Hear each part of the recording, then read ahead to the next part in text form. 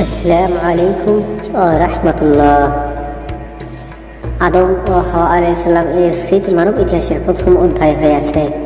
তাদের জীবন ছিল পরীক্ষায় ভরা, কিন্তু শিক্ষা ছিল আখিরাতমুখী। আদম আলাইহিস সালাম এর গল্পে দেখা যায় পাপ করার পর অনুশোচনাই আল্লাহর কাছে ফিরে আসার পথ। হাওয়া আলাইহিস সালাম এর ধৈর্য ও মাতৃত্ব মানবতার প্রথম উদাহরণ হয়ে আছে। তাদের সংসার থেকেই মানব জাতি ছড়িয়ে পড়ল পৃথিবীতে।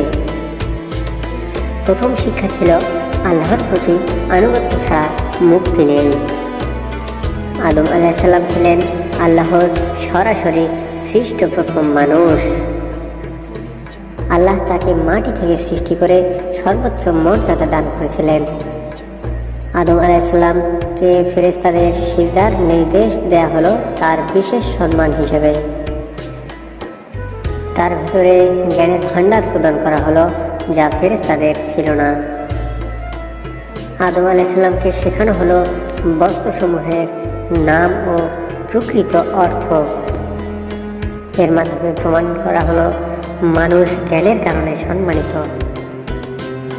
আদম আলাইহিস সালাম নবুয়ত প্রাপ্ত প্রথম মানুষ, মানবতার প্রথম পথ প্রদর্শক ছিলেন।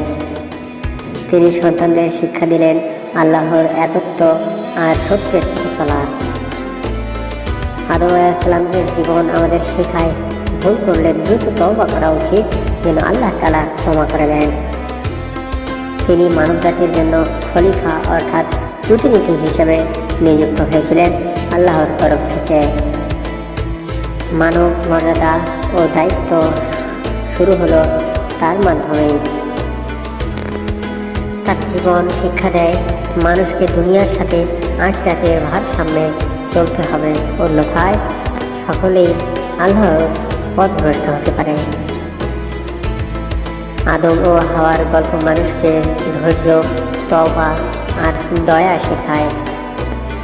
তাদের স্মৃতি মানব ইতিহাসের প্রথম পরিবার ও সমাজ ব্যবস্থার ভিত্তি স্থাপন করেছিল।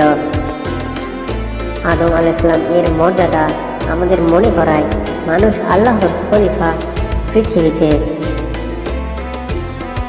আদম আলাইহিস সালাম ও হাওয়ার জীবনী মানব জাতির জন্য চিরন্তন শিক্ষা ও আলো হয়ে আছে। প্রিয় বন্ধুরা, পরের পর্বটি দেখতে চ্যানেলটিকে সাবস্ক্রাইব করতে ভুলবেন না যেন। আজ এখানেই শেষ করছি।